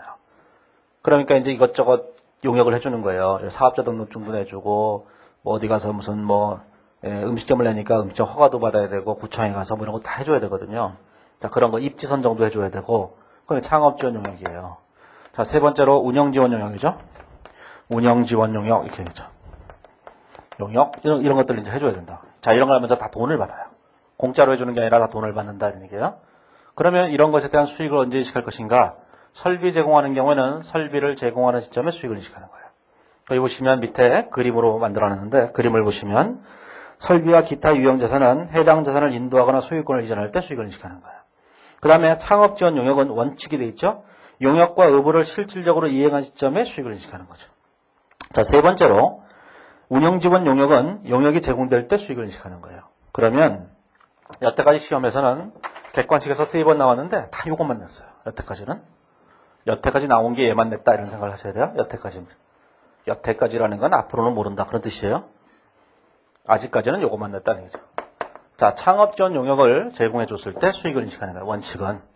원칙은 뭐죠? 원칙은 요걸 제공했을 때 수익을 인식하는 거예요. 근데 대금 회수가 불확실하다 이런 경우가 있어요. 대금 회수가 불확실해요. 이렇게 대금 회수가 매우 불확실하죠. 자, 대금 회수가 불확실하면 거기 뭐라고 됐어요? 현금 수취 시점에서 수익을 인식하는 거예요. 자, 이거 생각을 해보세요. 현금 수취 시점에서 수익을 인식해요. 자, 왜 이런가를 생각해 보세요. 아까 한 얘기가 있어요. 우리는 수익을 인식하기 위해서 항상 뭐가 필요했죠? 경제적 효익에 자, 유입 가능성이 뭐야 돼요? 높아야 한다. 그랬죠? 아까? 이게 경제적 효익의 유입 가능성이 높지 않다면 우리는 수익을 인식할 수 없다. 이렇게 얘기했잖아요. 자, 그 얘기는 무슨 뜻이냐면, 자, 우리가 창업 지원 용역을 제공해 줬어요. 100원어치 제공해 줬죠. 자, 그리고 돈을 받았어요. 자, 현금으로 얼마를 받았냐면 50원을 받았고, 나머지 50원은 아직 못 받았다. 그런 얘기예요. 이렇게. 자, 그러면 우리가 수익을 인식할 때 여기다 프랜차이즈 수익을 이렇게 인식할 거예요. 개념 과목은 대충 쓰시면 돼요. 이거 가지고 막 고민하는 사람도 있어요. 그냥 수익 그러면 되는 걸. 좀 미안하면 앞에 프랜차이즈 이러면 되죠. 더 미안하면 앞에다가 교촌 프랜차이즈 수익 이러면 되는 거예요. 그 개념과목 명칭을 가지고 자꾸 얘기하면 우리가 끝도 없어요. 그런 거 가지고 고민하지 마시고, 그런 거 가지고 고민하는 건 부기학원이고, 부기학원에서는 그거 고민해요. 자, 그래서 수익이 있어요. 수익이. 자, 수익을 100원을 인식하려면 반대편에 경제효익의 유입 가능성이 높아야 된다는 얘기예요. 높을 때, 자, 현금은 이미 경제효익이 발생한 거잖아요. 돈이 들어갔으니까. 나머지 50원은 받을 가능성이 높아야 된다 그런 뜻이에요. 받을 가능성이 높아야 된다면 여기다가 뭐 미수금이나 뭐 채권이나 알아서 쓰겠죠. 이렇게. 그렇죠? 미수금이라는 개념 과목도 신경 쓰지 마세요. 싫으시면 매출채권이라고 쓰세요. 교촌치킨은 그게 매출채권이니까. 뭐 미수금이라고 써도 좋아요. 미수금은 유형자산 팔 때만 쓴다 이런 생각을 버리시고, 나중에 다음 챕터가 오면은 건설계약이 나오는데 거기는 다 공사미수금이라고 써요. 왜 그러느냐? 늘 그래왔기 때문에. 관습이 더 중요한 거라니까요. 그러면 여기다 미수금 50원 이렇게 쓰잖아요. 뭐 매출채권이라고 써도 좋아요. 이게 마음에 안 들어하는 사람 많아 이거. 웬 미수금 매출채권이지 이러고. 자, 알게 돼 있어요. 자, 그러면 이것의 유입 가능성이 높다. 그럼 어떻게 돼요? 수익을 그냥 인식하면 되는 거예요. 그렇죠? 그래서 100원이 수익이죠. 그러면 이것의 유입 가능성이 높지 않다. 이 얘기잖아요. 이게 밑에 거. 높지 않으면 수익을 인식하면 안 되는 거죠. 이렇게. 그러면 얼마예요? 50원만 수익으로 인식하는 거예요. 여태까지 시험이 객관식에서 딱 3번 나오는데 답이 다 뭐냐? 답이 다 50원이에요. 그럼 또 사람들 가서 50원만 찾아요. 그런 얘기가 아니고 아무튼 늘 대금에서는 불확실해요. 이 바닥에서는 대금에서 확실한 경우가 없어요. 늘 대금에서는 불확실하고 늘 그래서 50원밖에 못 받아요. 그리고 수익이 얼마나 이렇게 물어보는 거예요. 자, 이 문제를 한번 풀어보세요. 뒤에 객관식 문제, 기출문제 있어요. 어딜 가보시면 되냐면은, 자, 197페이지에 가보시면은, 자, 3번에 공인회사 2006년도, 세무사 2004년도 시험 문제예요. 거기 보시면, 자, 경기 치킨집이죠? 예? 자, 세무사 2004년도 시험 문제와 공인회사 2006년도 문제도 거의 똑같이 냈어요. 자, 경기 치킨 체인 본부는 2009년 1월 1일 날 프랜차이즈 계약을 체결했는데, 창업 지원 용역 수수료로 총 27만 원을 지급하기로 했다. 197페이지에 있어요. 그러면 27만 원을 지급하기로 했는데, 자, 이렇게 됐죠? 자, 이렇게 3년 동안 이렇게 나눠보세요. 자, 그러면 첫 번째 6만 원이죠? 자, 두 번째 7만 원이에요. 자, 세 번째 7만 원, 자, 마지막 해 7만 원, 이렇게 받기로 했다는 거예요, 미래연금으로는. 근데 창업 지원 용역을 제공해 주기로 하면서 이렇게 받기로 했는데, 그랬는데 뭐라고 됐냐면, 제일 중요한 것은 뭐냐면은, 대금을 회수할 수 있는가? 이게 가장 중요한 거예요. 거기 밑에서 네 번째 줄에 보시면, 장기적인 경기 불황으로 불확실하다, 그랬죠? 자, 장기적인 경기 불황으로 인해서 자, 요 금액은 회수할 수 없을 것 같다. 그런 뜻이에요, 이렇게. 그러면 수익으로 인식할 금액은 얼마죠? 받은 돈만 인식하는 거예요. 따라서 수익으로 인식할 금액은 6만 원, 요거만 답이 되죠. 그래서 답이 6만 원이 되는 거예요. 그래서 동그라미 5번이 되는 거예요. 자, 이 문제를 이제 그냥 푸시다 보면 시간이 굉장히 오래 걸린다고요. 그래서 평상시에 공부를 하시면서 객관식 문제 같은 걸 볼 때도 가장 중요한 논점이 뭔가를 딱 보셔야 돼요. 여기서 제일 중요한 논점이 뭐냐? 회수할 수 있나 없나? 이게 가장 중요한 논점이라고. 그래서 문제를 쭉 읽어가시면서 회수할 수 있다 없다라는 표현이 있나 없나부터 봐셔야 돼요. 그럼 회수할 수 없다. 이랬으면 6만 원이 수익이죠. 회수할 수 있다 그랬으면 어떻게 돼요? 회수할 수 있다 그러면 뭐가 되겠어요? 요거는 이제 장기성 채권이 돼버리죠. 현재가치 평가를 해야 되죠. 자, 요걸 현재가치 평가한 다음에 6만 원을 더하게 되면 대충 한 24만 얼마쯤 나올 거 아니겠어요? 그렇죠? 네, 그러면 이제 거기 있는 답 24만 397원 이게 답이 되는 거예요. 뭐 현재가치 현가계속 곱해보시면 되는 거니까. 자, 항상 장기로 되어 있는 건 뭐예요? 무조건 현재가치 평가를 하셔야 돼요. 근데 여기서 더 중요한 건 뭐예요? 대금을 회수할 수 없다가 더 중요한 거잖아요. 자, 대금을 회수할 수 있다 없다를 먼저 판단하고, 자, 회수할 수 있다면 현재가치 평가하고, 회수할 수 없다면 받은 것만 하고 이런 거예요. 그래서 이게 중요한 거예요. 경제효익의 유입 가능성이 높다, 높지 않다 이게 중요한 거죠. 그렇죠? 자, 그걸 이제 생각을 하셔야 되는 거죠. 자, 그러면은 이제 그 객관식 문제처럼 나오면은 쉽게 하실 수 있겠죠? 예? 그게 이제 굉장히 중요한 문제 중에 하나였다고요, 이게. 자, 그런데 그 얘기를 이제 176페이지에 있는, 자, 동그라미 2번. 176페이지 그림 4-6 바로 위에 보시면 동그라미 2번에 창업 지원 영역에 제공해 보시면 동그라미 기업, 동그라미 니은에 대한 얘기를 한 거예요. 자, 그런데 그 177페이지에 오면, 가로 2번에 보면 창업 지원 영역 수수료의 이연이라는 게 있어요. 자, 창업 지원 용역 수수료의 이연이라는 것은 뭐냐면은 이런 걸 말하는 건데, 자, 창업 지원 용역 수수료의 이연이라는 게 있어요. 자, 이제 그게 뭔지를 생각해 보세요. 자, 우리가 이제 교촌치킨이라는 데가 있어요. 자, 교촌치킨은 자, 창업 지원 용역 수수료를 창업 지원을 해주면서 용역으로 수수료를 받겠죠? 용역 수수료를 받는 거예요, 수수료로. 자, 교촌치킨에서는 창업 지원 용역 수수료 얼마를 받냐면 500만 원을 받아요. 500만 원을. 예? 요즘 유행한다는 훌랄라 치킨 있어요? 이거 정확한지 모르겠어요. 이때니까 뭐 훌랄라 치킨. 제 개인 사무실에 있는 건물 1층에 들어온 치킨집이 하나 있어요. 훌랄라 치킨이라고.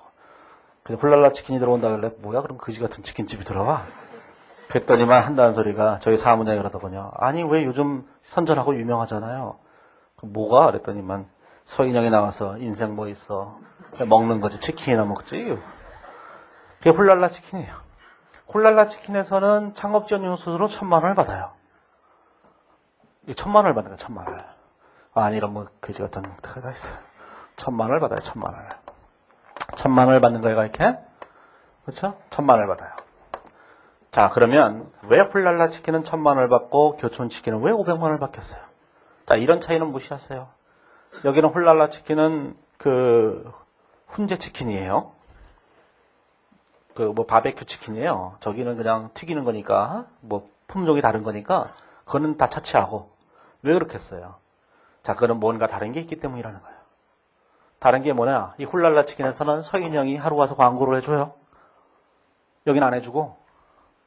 혹은 훌랄라 치킨에서는 치킨 만드는 기계를 그냥 공짜로 만들어줘요. 저기는 돈 받고 팔아요. 500만 원 받고. 똑같은 치킨 기계인데 여기는 500만 원 받고 팔아요. 합쳐서 1,000만 원이에요. 여기는 공짜로 줘요. 합쳐서 1,000만 원이죠. 생각을 해보세요. 종합반이라는 게 가장 대표적인 건데 제가 종합반 얘기하면서 종합반에서 이 학원에서는 이제 종합반에서는 이런 거 하잖아요. 이제 봄에 4과목만 하거든요. 재무회계, 원가회계, 자 재무관리, 관리 세법에 있어요. 뭐 잘 아시는지 모르시는지 모르겠는데 이게 다 공짜예요. 실제로는. 네? 예를 들어서 120만 원이다 그러면 이게 120만 원이에요. 이게 다 무료강이에요. 무료강. 다 몰라서 그런 거지. 무료강이에요. 그러면 이게 무료강이에요? 제가 작년에 가을 종합하면서 이게 다 무료강이잖아요. 이거 다 했더니만 한 사람이 강의를 안 들어요. 강의를 안 듣고 어떤 사람이 와서 막 물어보는 거예요. 그래서 아침에 수업하고 있는 시간에 저는 이제 수업이 없는 날이었는데 아침에 와서 학원에 있는데 와서 물어보는 거예요. 그래서 아니 수업 안 들어요. 그랬더니 공짜라서요. 그래서 아니 그게 무슨 얘기냐고 그랬더니 얘기하셨잖아요. 다 공짜라고. 이미 가격 낸 건 다 들었으니까 나머지 다 공짜잖아요. 자, 그럼 얘가 공짜냐? 이런 생각을 해보세요. 공짜 아니죠? 생각해보세요. 이게 얘 공짜예요. 얘 공짜예요? 공짜 아니잖아요. 그렇잖아요. 그러니까 창업 지원 용역 수수료를 엄청나게 받으면서 얘를 공짜로 주는 경우 또는 싸게 주는 경우 얘 운영 지원 용역을 그냥 공짜로 주는 경우 재무회계 강의료는 120만 원 받으면서 나머지 3과목을 무료로 해주고 있다는 강의 다 뭐예요? 거기에 다 포함되어 있잖아요. 그러니까 이것 중에 일부는 뭐죠? 이 120만 원 중에서 자 20만 원만 사실 재무회계 강의고 나머지 100만 원 이거 나누는 거죠, 이렇게. 그 얘기를 하는 거예요. 이게 창업지원 용역수수료의 이견이라는 거예요. 그러니까 창업지원 용역수수료 중에는 일부 다른 것에 대한 가치가 있기 때문에 그거만큼을 빼서 그것에 대한 대가로 보자. 그런 뜻이에요. 자, 그게 뭐가 됐든지 간에 신경 쓸 필요 없어요. 자료에서 항상 자세하게 주어지니까. 자, 뒤로 넘어가 보시면, 자, 그런 문제를 이제 해놨어요. 거기 보시면, 자, 178페이지 보면 예제 3번이 있는데, 자, 예제 3번을 보시면, 자, A사는 2009년 10월 1일 프랜차이즈 계획을 체결하고 창업 지원 용역에 대한 대가로 100만 원을 수령하기로 했다. 자, 계약과 동시에 현금 60만 원을 수령했는데 창업 지원 용역은 2009년에 모두 제공이 완료됐다. 1번, A사가 해야 될 회계 처리가 뭐냐 그랬죠? 자, 1번이 뭐예요? 회수가 확실한 경우, 그럼 뭐가 돼요? 다 수익으로 인식해야 되죠. 자, 그래서 이렇게 된 거예요. 자, 그건 이제 좀 아까 말씀드렸던 그거니까, 그 객관식 문제도 나왔다는 그거니까, 자, 프랜차이즈 창업 지원 용역 수익을 이렇게 인식해야 되죠. 자, 얼마를 인식하면 100만 원을. 자, 현금으로 받은 게 얼마냐면 현금으로는 60만 원을 받았죠. 나머지 40만 원은 자, 이 채권으로 이렇게 인식하면 되는 거예요, 이렇게. 자, 두 번째로, 자, 40만 원 회수가 불확실하다. 그랬으면 이걸 수익으로 인식하면 안 되는 거죠. 그러면 60만 원만 수익으로 인식하면 되겠다. 그런 뜻이에요. 자, 그 다음에 요구사항 2번을 보면 A사가 프랜차이즈 계약과 관련하여 원재료 100개를 공정가치의 80%에 해당하는 가격으로 공급하기로 했다. 그렇게 돼 있죠. 자, 그 얘기는 무슨 얘기냐면 이렇게 된 거예요. 자, 창업지원 용역 수수료를 100만 원을 받으면서, 자, 100만 원을 받았어요. 100만 원을. 100만 원을 받으면서 그 조건으로 뭘 했냐면 이걸 했다는 거예요. 이번에 보시면 원재료 100개를 공정가치의 80%에 해당하는 가격으로 공급하기로 했는데 원재료의 공정가치는 2만 원이었다는 거죠. 자, 원재료가 자 100개가 있는데 100개인데 개당 공정가치가 얼마였냐면 2만 원이에요. 2만 원. 2만 원이죠. 자, 그러면 원래 얼마를 받아야 되는 거예요? 자, 200만 원의 돈을 받아야 되는 거예요, 원래. 근데 이걸 200만 원에 공급하지 않고 이거의 80%에 해당하는 160만 원만 받기로 했다. 그런 뜻이에요. 이렇게. 그럼 왜 200만 원을 받아야 되는 이 원재료를 160만 원밖에 안 받았냐면은 창업지원 용역 수수료를 100만 원 받았기 때문이에요. 그러면 이 100만 원이라고 하는 금액 중에서 40만 원은 요거에 대한 대가일 거라는 거예요. 나머지 60만 원이 진짜 창업지원 용역 수수료에 대한 대가일 거라는 거죠. 이렇게. 절대로 이 원재료를 싸게 줄 리가 없다. 그런 뜻이에요. 거기에는 뭔가가 있다는 거예요. 그래서 프랜차이즈 업체들을 보면은 대부분 금액들이 조금씩 좀 틀려요. 그러면 예를 들어서 치킨집에서도 어떤 치킨집은 설비 제공 대가가 500만 원, 어떤 치킨집은 설비는 무료로 해준다. 어떤 치킨은 뭐 얼마 이렇게 돼 있거든요. 결과적으로 가보면 다 비슷해요, 가격이. 대충 비슷하게 맞춰놓은 거예요, 전부 다. 자, 그래서 거기 보시면은, 그래서 거기 수익인식을 보시면 가로 1번을 보면 해답 2번의 가로 1번을 보면은 200만 원을 공급해야 되는데 160만 원을 공급했으니까 40만 원이 이 원재료에 대한 공급 대가다 이렇게 본 거예요. 자, 그러면 수익으로 인식할 금액이 얼마인지를 보시면 일단 제공이 완료가 됐죠. 창업지원 용역을 제공이 완료가 됐으니까 창업지원 용역에 대해서 요거에 대해서 일단 수익으로 인식하셔야 돼요. 60만 원은 무조건. 창업지원 용역은 제공이 완료가 됐잖아요. 그 다음에 이 원재료를 제공하겠죠. 자, 원재료를 제공할 때 이제 수익을 인식해야 되죠. 원재료를 제공할 때 수익을 인식하는데 거기 보시면 뭐가 되어 있냐면은 178페이지에 보면은 거기 가로 해답 요구사항 2번을 보시면 60개를 공급했어요. 60개. 자, 60개를 공급했죠. 자, 60개를 공급했는데 개당 얼마냐면 개당 2만 원짜리죠. 근데 이 중에서 자, 얼마에 80%의 가격으로 공급한 거예요. 이렇게. 자, 그러면 이 공급한 가격이 얼마 이렇게 될 거예요. 이렇게. 자, 그런데 요거를 사기 위해서 내가 40만 원을 추가로 더 지급했잖아요. 그러면 이 40만 원이라고 하는 금액은 뭐냐면은 이렇게 된 거예요. 요거만 별도로 분개를 해보면 이렇게 돼요. 회사의 입장에서 볼 때 회사 입장에서 현금을 받았어요. 창업지원용 수수료. 창업지원용 수수료 100만 원을 받았다면 이 중에서 60만 원은 뭘 받은 거냐면 창업지원 용역에 대한 창업지원 용역 수수료로 받은 거예요. 이렇게. 그럼 나머지 40만 원은 뭘로 받은 거예요? 원재료 사기 위해서 받은 거잖아요. 원재료를 팔기 위해서. 그죠? 재고산 팔기 위해서 받은 거, 닭을 팔기 위해서 받은 거다는 얘기예요. 돈부터 받았으니까 뭐가 되겠어요? 선수금 이렇게 되겠죠. 이렇게. 근데 이거는 뭐에 대한 선수금이냐? 100개에 대한 선수금이에요. 100개 중에서 지금 60개를 이렇게 구입했다 그런 뜻이에요. 그럼 나머지 이렇게 되겠죠. 100개 중에서 60개 구입에 대한 원가를 계산하셔야 되죠. 이렇게. 그러면 얘가 24만 원 이렇게 되는 거예요. 자, 두 개를 더하게 되면 이렇게 답이 되겠죠. 자, 여기까지는 아직 나온 적이 없는데 곧 여기까지 낼 거예요. 그러니까 다른 대가로 만약에 추가로 더 받은 게 있다. 그러면은 거기에 대해서는 이렇게 해석한다는 거죠. 그렇죠? 뭐가 됐든 간에 다 똑같이 적용하시면 돼요. 꼭 원재료가 아니라도 상관은 없어요. 원재료가 아니고 설비라도 상관없고 나중에 운영 용역을 공짜로 제공해다 이래도 상관없어요. 다 똑같은 얘기니까. 자, 177페이지에 보시면 자, 가로 3번에 보시면 이 프랜차이즈 하나만 가지고도 문제를 만들 수가 있어요. 왜냐하면 기준에 국제 기준에 많은 얘기가 쓰여져 있기 때문에. 그래서 177페이지에 보면 나머지는 좀 읽어보셔야 되는데 가로 3번에 보면 일정 지역에 대한 프랜차이즈 계약이 있는데 일정 지역에 대한 프랜차이즈 계약에 대해서는 한번 읽어보시는데 무슨 얘기냐면 이런 뜻이에요. 어떤 프랜차이즈 계약을 맺는데 이렇게 맺는 거죠. 이렇게 이제 서울이 이렇게 돼 있어요. 서울이 이렇게 생겼어요. 강이 이렇게 흐르고 이렇게 흘렀어요. 여기 강남이 있고 포항북이 있어요. 자, 강북 지역에다가 프랜차이즈점을 5개를 낸다는 거예요. 이렇게 5개를. 어디다 냈는지는 내 마음이에요. 그냥 프랜차이즈 업체랑 계약을 맺은 거예요. 홀랄라 치킨이랑 계약을 맺었어요. 내가 치킨집 강북에만 5개 낼 테니까 어디다 그러면 내 맘대로 낼게. 신경 쓰지 마. 이게 얘기한 거죠. 그랬을 때 2009년에 이걸 몇 기로 하고 4기로 하고 1,000만 원을 지급한 거예요. 자, 그 중에서 3군데를 냈어요, 이미. 그러면 수익으로 인식할 금액이 얼마죠? 5개 중에 3개를 냈으니까 5분의 3을 수익으로 인식해야 된다는 얘기예요. 이게 지역 가맹점 계약이라는 거예요. 그러니까 어떤 특정 지점을 하나씩 정한 것이 아니라 어떤 지역을 전체적으로 놓고 그 지역에다 내가 몇 개를 설치하겠다 이렇게 딱 얘기하는 거예요.